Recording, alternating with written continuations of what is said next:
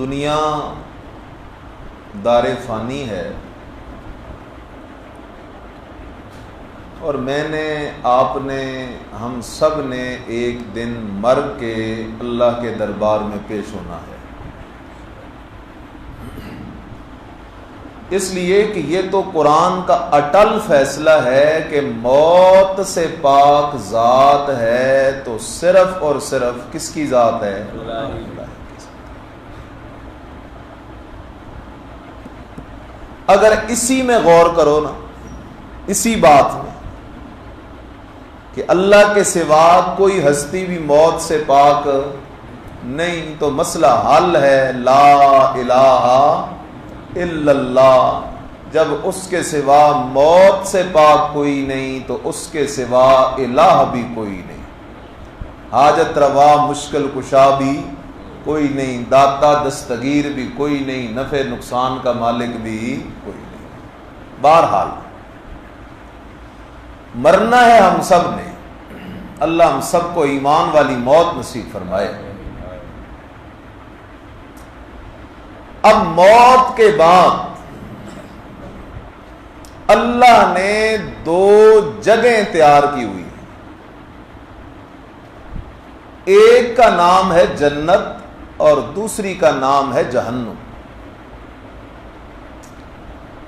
جنت ہے ایمان والوں کے لیے اور جہنم ہے کفر و شرک والوں کے لیے۔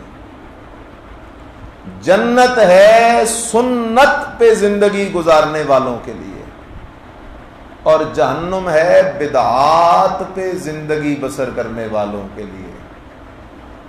جنت ہے حلال کمانے اور حلال کھانے والوں کے لیے اور جہنم ہے حرام کمانے اور حرام کھانے والوں کے لیے۔ تھوڑا سا خیال کرو، وہ دن بھی ایسا دن ہوگا جس دن نہ کوئی سفارش چلے گی، نہ کوئی پیسہ چلے گا، نہ کوئی رشتہ داری چلے گی، نہ کوئی عہدہ، نہ کوئی نسبت چلے گی۔ اس دن چلے گا تو ایمان چلے گا اور عمل صالح چلے گا۔ اب ایمان اور عمل صالح کہ ہمارا عقیدہ بھی ٹھیک ہو جائے اور ہمارا عمل بھی نبی علیہ السلام کی سنت پہ آ جائے۔ بالفاظ دیگر ہم جنت کے لیے تیاری کیسے کریں؟ بالفاظ دیگر آخرت کی کامیابی ہم کیسے حاصل کر سکتے ہیں؟ تو جواب دو لفظوں میں یاد کر لو، اللہ نے کامیابی رکھی ہے اپنی کتاب قرآن والے عقیدے میں اور نبی علیہ السلام کی سنت والے عمل میں۔ آج مسئلہ کیا ہے؟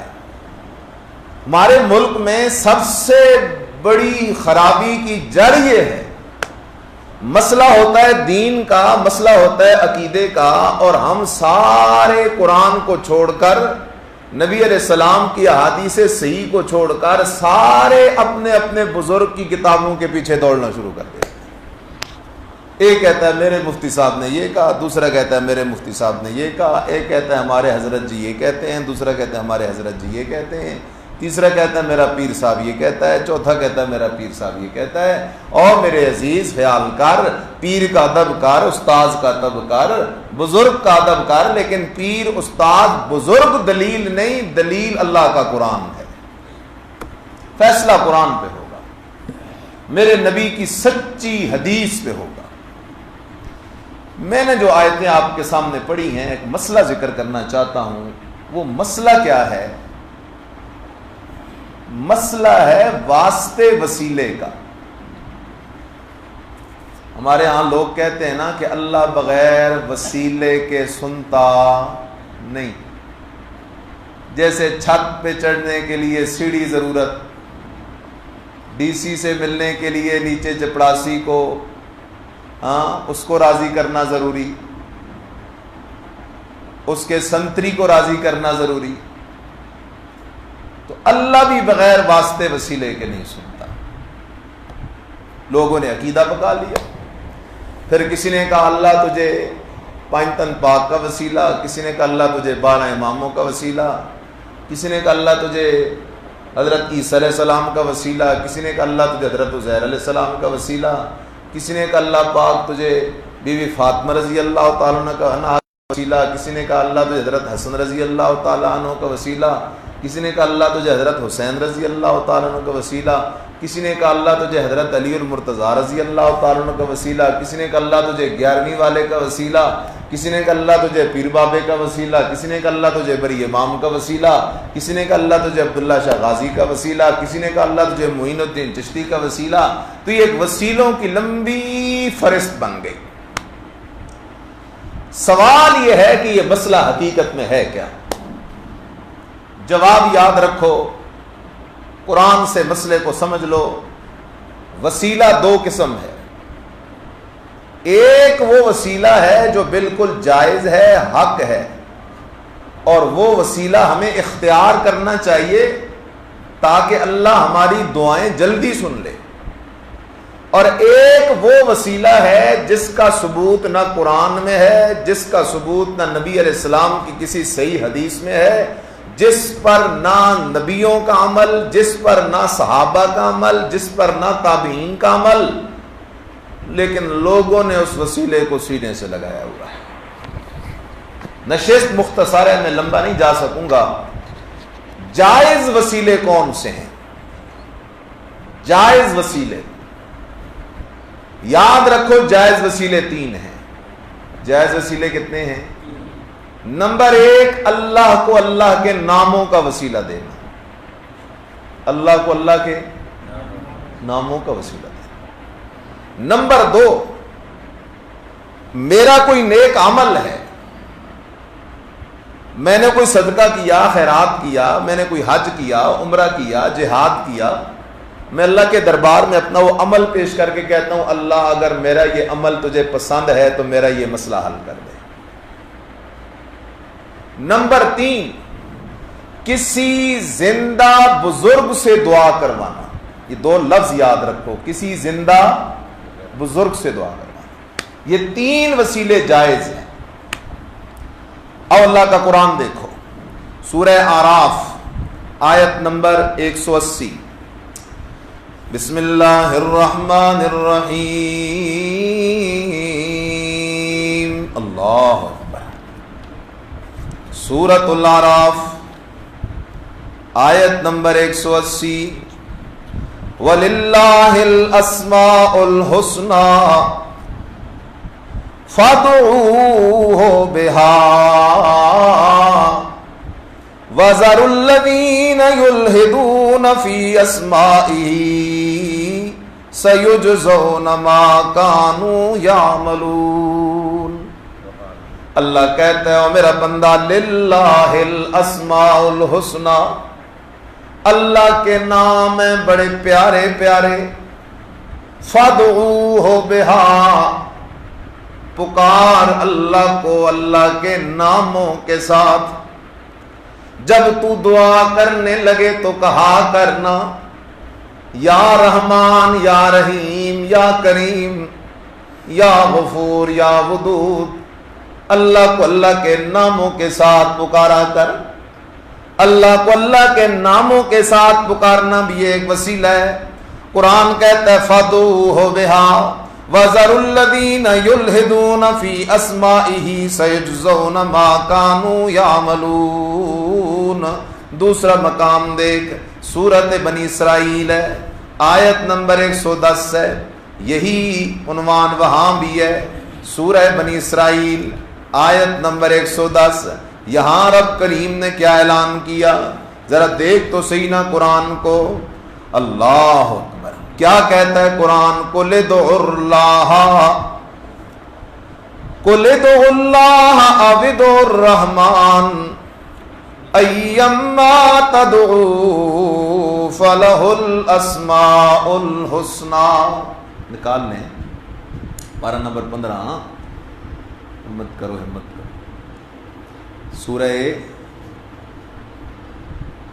بنی اسرائیل پارہ 15 آیت نمبر 110۔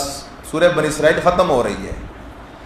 قل ادعوا اللہ او ادعوا الرحمن، اللہ کہتا ہے میرا بندہ تو مجھے اللہ اللہ کر کے پکار تو تیری مرضی ہے، رحمان رحمان کر کے پکار تو تیری مرضی ہے، ایما تدعو فلہ الاسماء الحسنی، تو مجھے جس نام سے بھی پکار تیری مرضی ہے، میں اللہ کے سارے نام بڑے پیارے نام ہیں۔ اس لیے پہلی قسم کیا ہے کہ اللہ کو اللہ کے ناموں سے پکار۔ دوسری قسم،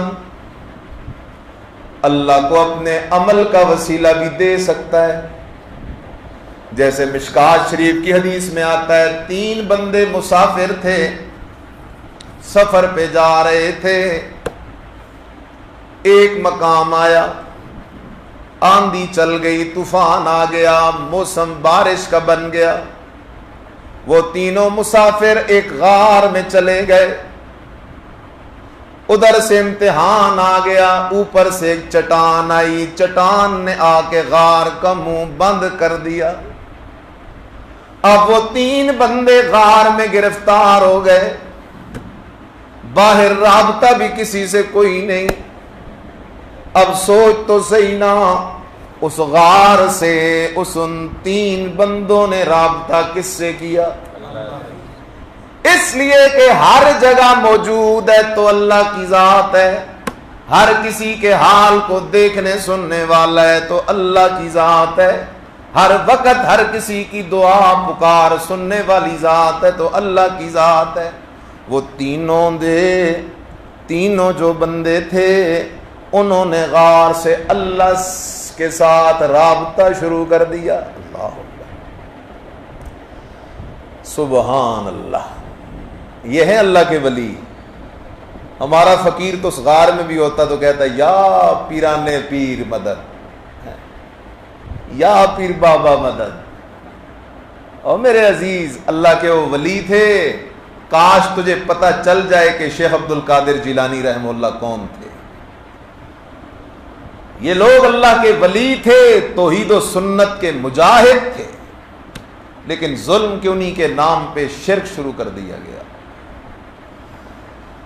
ان 3 بندوں نے غار سے اللہ کو پکارنا شروع کیا،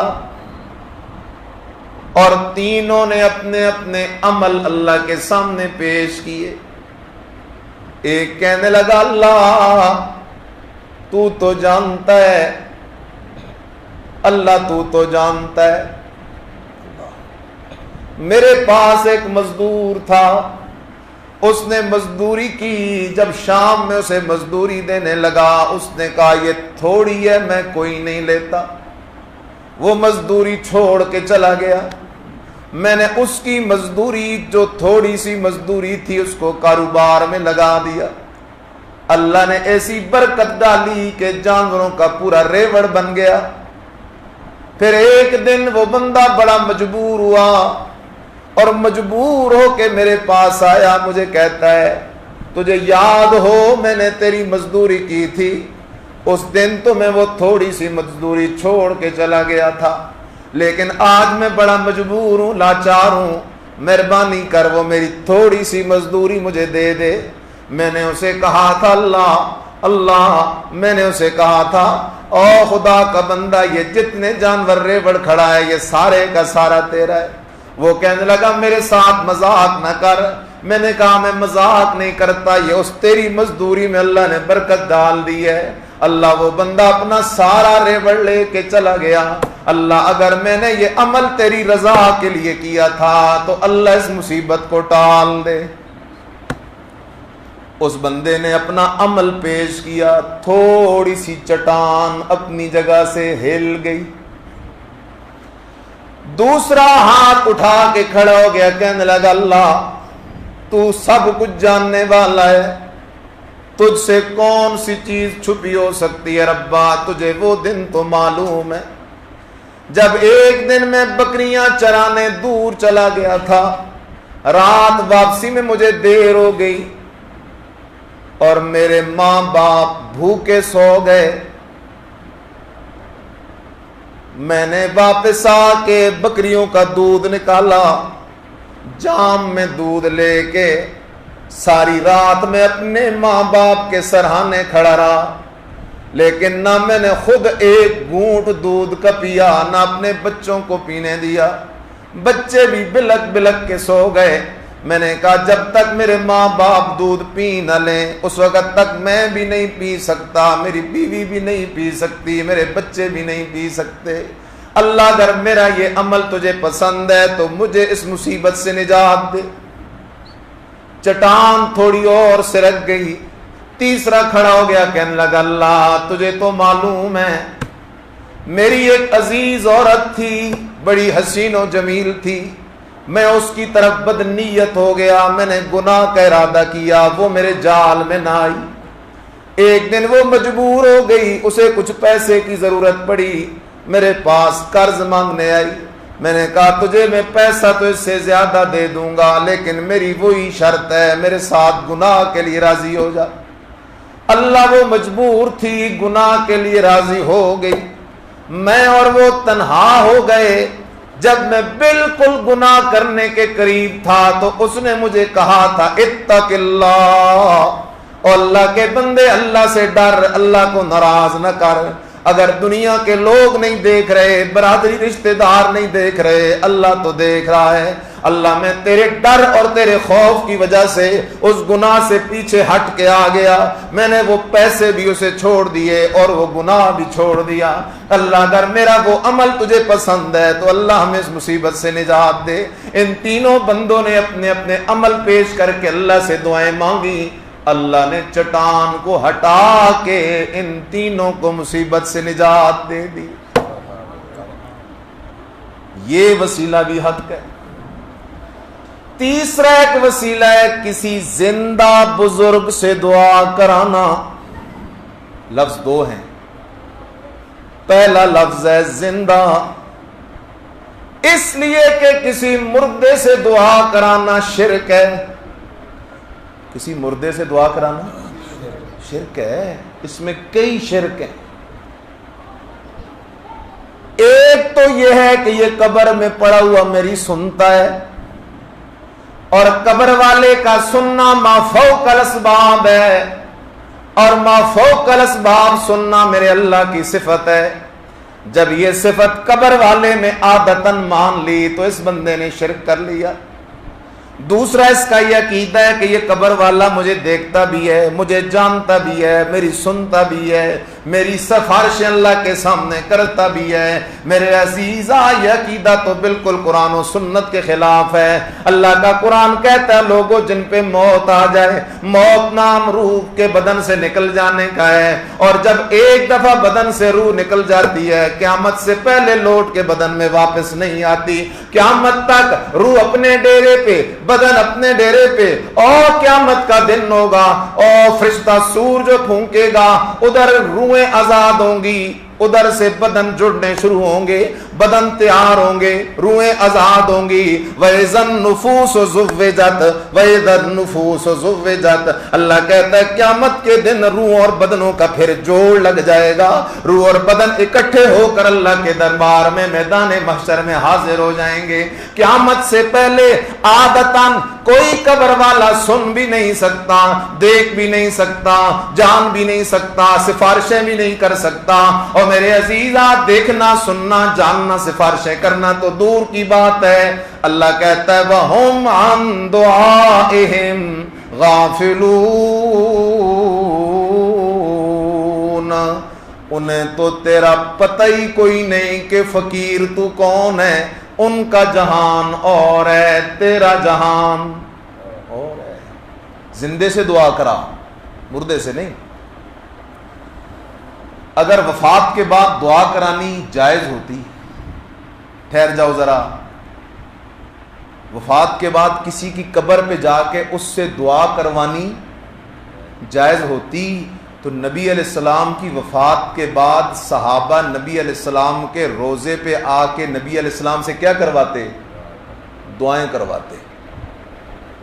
لیکن کسی صحابی نے یہ کام نہیں کیا۔ ہمارا پاکستان کا مولوی کرتا ہے، یہ کہتا ہے میں روزے پہ جاتا ہوں، نبی علیہ السلام سے مشورے کرتا ہوں، گپیں لگاتا ہوں۔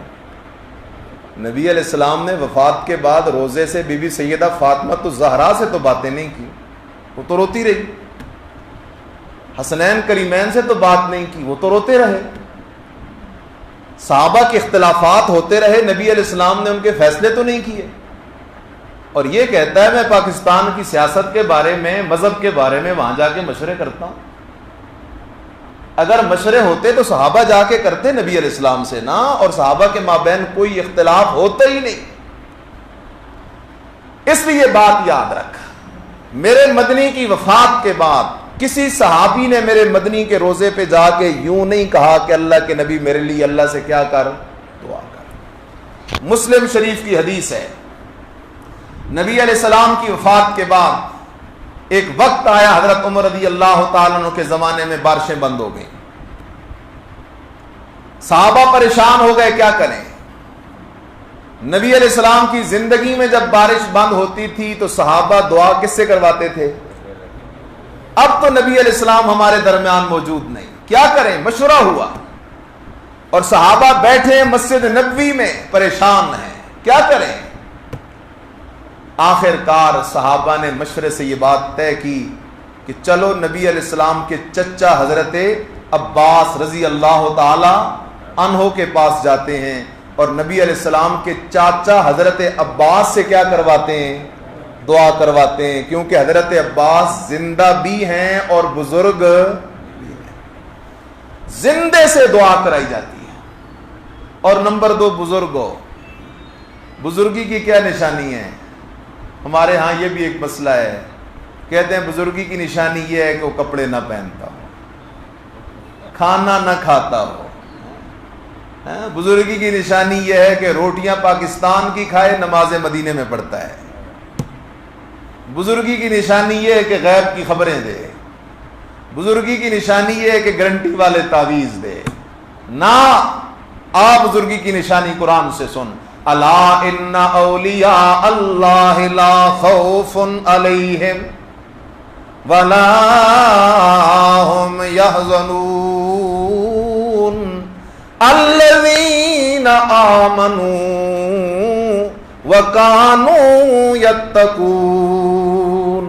اللہ کہتا ہے بزرگ وہ ہے جس کا عقیدہ بھی کھرا ہو، عمل بھی کھرا ہو، عقیدے میں شرک نہ ہو، عمل میں بدعت نہ ہو۔ اگر پکا توحیدی ہے، ریڑی لگاتا ہے تو بزرگ ہے، زمیندار ہے تو بزرگ ہے، مزدور ہے تو بزرگ ہے، مستری ہے تو بزرگ ہے۔ بزرگ ہونے کے لیے سید ہونا ضروری نہیں، بزرگ ہونے کے لیے ملا جی، حضرت جی، مفتی جی، پیر جی ہونا ضروری کوئی نہیں۔ اللہ اکبر، اگر یہ بات ہے تو بڑا مسئلہ آ جائے گا۔ اصحاب کہف مولوی نہیں تھے، صاحب یاسین مولوی نہیں تھا، بڑے بزرگ ہیں، قرآن ان ولیوں کے تذکرے کرتا ہے، لیکن وہ پڑھے لکھے کوئی نہیں تھے، سادات میں سے بھی کوئی نہیں تھے، نقشبندی بھی کوئی نہیں، چشتی بھی کوئی نہیں، سہروردی بھی کوئی نہیں، لیکن اللہ کے ولی تھے، اس لیے کہ الذین آمنوا وَكَانُوا يَتَّقُونَ۔ صحابہ نے دعا میرے مدنی کے روزے پہ جا کے نہیں کروائی، صحابہ نے دعا نبی علیہ السلام کے چچا حضرت عباس سے کروائی، اس لیے لوٹا۔ تو تیسرا وسیلہ کیا ہے کہ زندہ بزرگ سے کیا کروانی ہے؟ نبی علیہ السلام زندہ تھے تو صحابہ دعائیں کرواتے تھے۔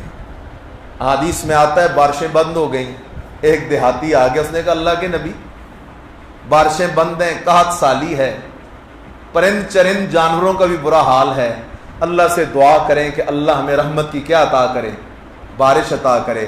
نبی علیہ السلام نے ہاتھ اٹھا لیے، جاگ رہے ہو؟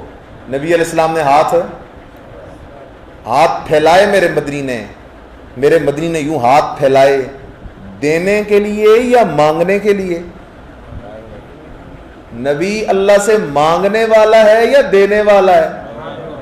مانگنے والا ہے، اس لیے کہ نبی داتا نہیں، داتا اکیلا کون ہے؟ نبی داتا نہیں۔ جب نبی داتا نہیں تو حضرت علی حجویری رحمت اللہ تعالی علیہ، انہوں کو اللہ کے بندوں نے زوری زوری داتا بنا دیا.